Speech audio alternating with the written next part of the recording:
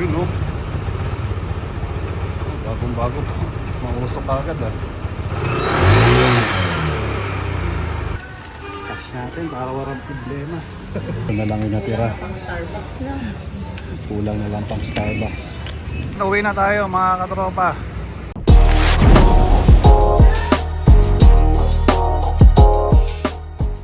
Alright mga katropa, nandito tayo ngayon sa Motor Trade Rosario. Kukunin na natin yung ating bagong ADV 160. Tara, pasok tayo sa loob.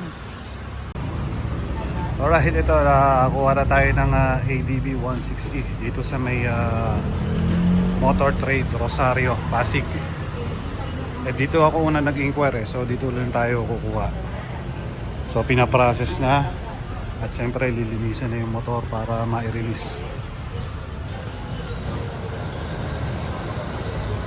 Yun o, ina-activate na ni Boss Carlo.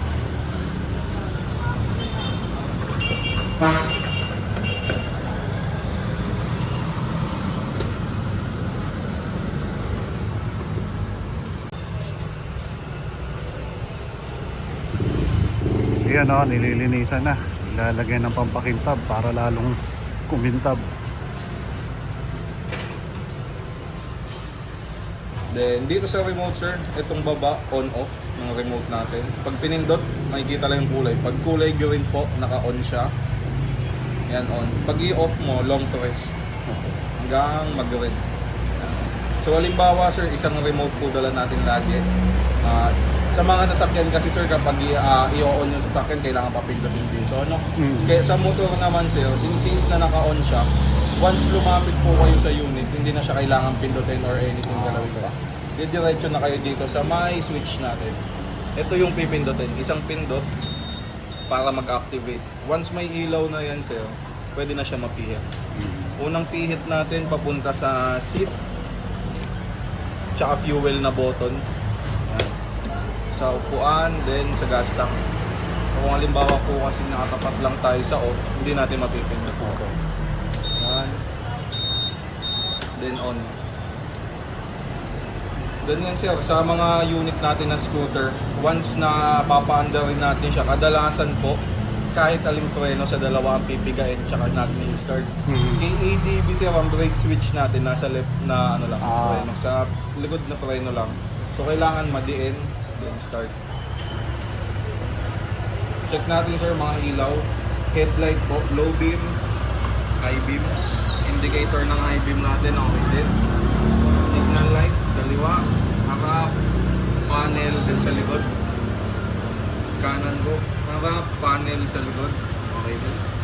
Brake light sir, preno sa likod, preno sa harapan. Busina. Then side stand switch. Once binaba si side stand, mamamatay yung unit, hindi rin po siya mag-start. Mag-safety na yung mga rider yan, yung mga bagong motor. Dito naman tayo sir sa panel. Ang indicator natin sir is ito pong puting guhit. Okay. So kung saan siya nakatapat, yung pwede natin galawin. Left and right pang next. Itong analog is yung pang up and down. Total odo sir, 0 naman po. Next, trip A, pwede mong gamitin yan sir pang monitor kung halimbawa babiyahe.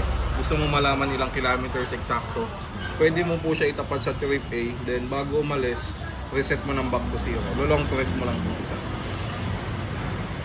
Okay. Then same lang po sa B. HSTC natin, yung Honda Select. Selectable traction control is yung ano natin sir. Kumbaga yung gulong natin sa likod is may sensor po. Off na. Patayin. Pagbukas natin, naka-on na po siya. Nasa sa inyo na lang po kung i-off ulit siya. Next, average consumption kilometers per liter. Dito natin siya sa gitna. Sa taas, voltmeter naman. Tsaka temperature lang.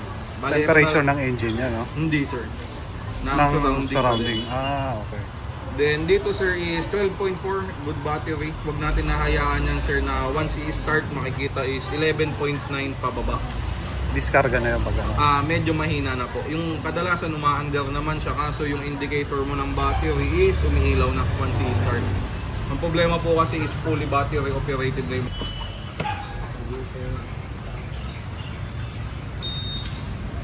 tatapat lang naman po. Pag nakapasok na sir, tulak lang pababa. Then iaangat mo lang ulit siya kasi wala siyang spring na kusang babalik. Nababalik. Yung sa ano. Okay naman po. Battery natin nandito, sir. Ang battery, sir, lifespan standard naman nasa 3 to 4 years kung all stock tayo lahat or umabot ng 2 years. So, ito po is para sa alarm ng unit. So, isang pindot mag-activate. Magbiblink na yung kulay pula, ibig sabihin po activated yung alarm natin. In case po na magalaw or galawin siya, yan, tutunog.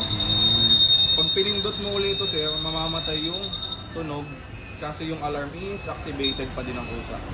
Kumbaga itong button na to, sir, pang-activate lang siya ng alarm. Kung i-deactivate totally si alarm, dito na po tayo sa switch.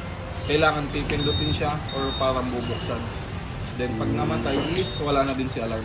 Pero kung halimbawa wala ako doon, tapos nag-a-alarm, mamamatay siya ng kusa. Mamamatay naman kaso 30 seconds to 1 minute. Medyo matagal din. Possible kasi kung tuloy-tuloy na nagagalaw, madi-discharge si battery naman. Ayun lang po, on-off ng remote, then pang-activate ng alarm. Ayun, activated na siya. Na-demo na ni Boss Carlo yung kung paano pag-operate ng motor na to. Ready na natin siyang uwi. Nalinis na rin. Kaso medyo umaambon. Ayan, hindi ko alam kung paano ko iuwi at mababasa tayo. Anyway, patila lang tayo ng konti. Tapos sibad na tayo at kailangan nating pag-aralan tong ating bagong ADV 160. Shoutout sa mga taga Motor Trade Rosario Pasig. Maraming salamat sa pag-asikaso, lalo na kay Boss Carlo. Thank you. Cash natin para walang problema. Ay, hindi ko po pinilang.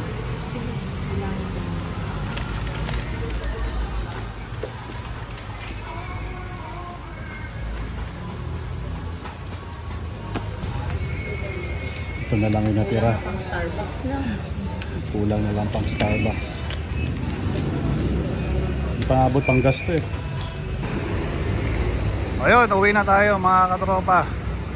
Naka-ready na yung ating ADV 160. Panalo, grabe. Thank you Lord, Merry Christmas.